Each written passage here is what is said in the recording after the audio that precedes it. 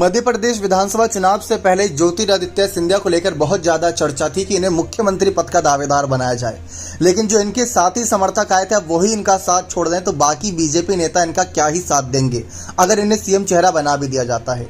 जी हां, बीजेपी के आलाकमान नेताओं ने खुद मध्य प्रदेश चुनाव की जिम्मेदारी अपने सर पर उठा रखी है। उन्हें शायद लोकल नेताओं पर भरोसा नहीं, क्योंकि वो तो आपस में ही नाराजगी जाहिर करके लड़ रहे हैं। जी हां, पहले नेताओं के बीच दल बदल देखा जा रहा है। बीजेपी में सत्ता विरोधी लहर की अटकलें तेज हैं। पिछले 3 महीनों में बीजेपी के 3 नेता कांग्रेस में शामिल हो चुके हैं और ये बहुत बड़ा झटका है। राज्य में महाराज के नाम से मशहूर केंद्रीय नागरिक उड्डयन मंत्री ज्योतिरादित्य सिंधिया के 2 वफादारों ने कांग्रेस का हाथ थाम लिया। कांग्रेस में जाने वाले नेताओं ने कहा कि बीजेपी में उन्हें तवज्जो नहीं मिल रही थी। जी हां, बीजेपी छोड़ी तो छोड़ी, लेकिन कांग्रेस के साथ जाकर बीजेपी की पोल खोल दी। उन्होंने कहा कि हमने इसलिए पार्टी छोड़ दी क्योंकि वहां गुटबाजी के चलते नेताओं का पलायन के आरोप लग रहे हैं। 2018 में कांग्रेस ने बेहद मामूली अंतर से विधानसभा चुनाव जीता था, लेकिन वो बड़ी जीत थी क्योंकि 15 साल का सूखा खत्म किया था। इसी साल के अंत में होने वाले चुनाव के लिए बीजेपी सतर्कता से अपने प्लान पर काम कर रही है। इसकी एक बानगी 27 जून को देखने को मिली, जब प्रधानमंत्री नरेंद्र मोदी ने भोपाल में मेरा बूथ सबसे मजबूत अभियान शुरू किया, वरना बीजेपी जल्दी ऐसे कोई ऐलान नहीं करती।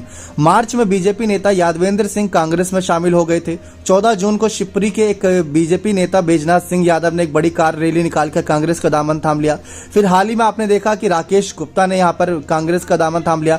तो लगातार एक के बाद एक जो ये सिंधिया के करीबी नेता है ना, ये साथ छोड़ रहे हैं। ये सबसे ज्यादा चुभने वाली बात है। अब कहा यह जा रहा था सिंधिया के द्वारा कि ये सारे वफादार नेता ये मेरे साथ खड़े रहेंगे, लेकिन ये तो साथ गए ही गए, लेकिन अपने साथ सैकड़ों समर्थक लेकर ऊपर से बीजेपी की पोल भी खोल दी।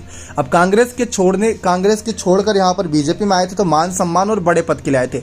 राजनीति है, हर किसी को लालच होती है बड़े पद की, लेकिन यहां पर साफ नजर आया कि बीजेपी के तमाम नेता अब इन्हीं बातों से नाराज है और गुटबाजी लगातार जारी है। अब विरोधी लहर का ध्यान में रखते हुए बीजेपी वाकई सत्ता वापस हासिल कर पाएगी या नहीं, ये भी चर्चा है। ओपिनियन पोल हुआ जिसमें चुनाव होने की सूरत में बीजेपी को 106 से 118 सीटें और कांग्रेस को 108 से 120 सीटें मिल रही हैं। यानी यहाँ पर कांग्रेस का बहुमत है और अभी तो 5 महीने का वक्त बचा है। राहुल आएंगे, तमाम बड़े बड़े नेता शिरकत करेंगे, तो वहां पर भी उन पर नजरें रहेंगी। लेकिन आपको क्या लगता है कि इससे सिंधिया के लिए बड़ा नुकसान है? क्या ये सिंधिया के लिए मुसीबत खड़ी करेगा? क्या आलाकमान यहाँ पर नेता सिंधिया के खिलाफ कोई बड़ा फैसला सुनाएंगे? तो अपने कमेंट सेक्शन में जोड़ दीजिएगा। बहुत बहुत धन्यवाद।